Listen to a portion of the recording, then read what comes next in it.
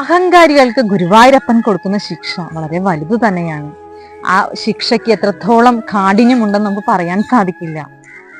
വലിയൊരു തറവാട്ടിലൊരു അംഗമായിരുന്നു സുമിത്രാദേവി. സുമിത്രാദേവിയുടെ പിതാവ് ബ്രിട്ടീഷ് ഭരണകാലത്ത് അധികാരവും പദവിയുമുള്ള ഒരാളായിരുന്നു.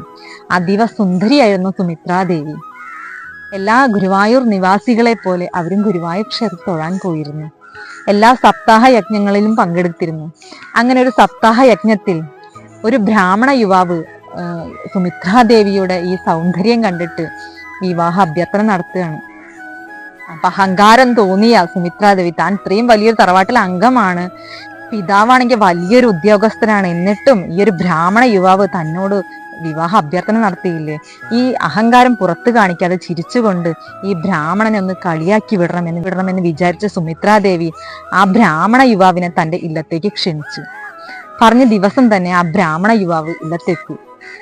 അതീവ സുന്ദരിയായിട്ട് സുമിത്രാദേവി വാതിൽ തുറന്നു. കോലായിൽ ഇരിക്കുന്ന ബ്രാഹ്മണ യുവാവിന്റെ തലയിൽ തുപ്പൽ കോളാമ്പി കൊണ്ട് അഭിഷേകം ചെയ്തു.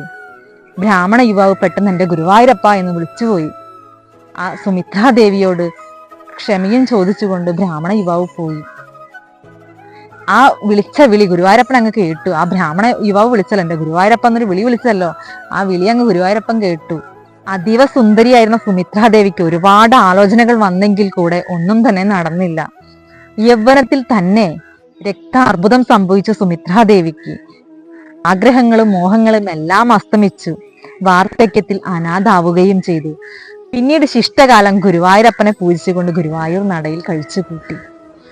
ഭഗവാന്റെ അടുത്ത് അഹങ്കാരം കാണിച്ചിട്ട് കാര്യമില്ല. കാരണം എന്താ വെച്ച് കഴിഞ്ഞാൽ ഭഗവാൻ തരുന്ന ശിക്ഷ അത്രയും വലിയതാണ്.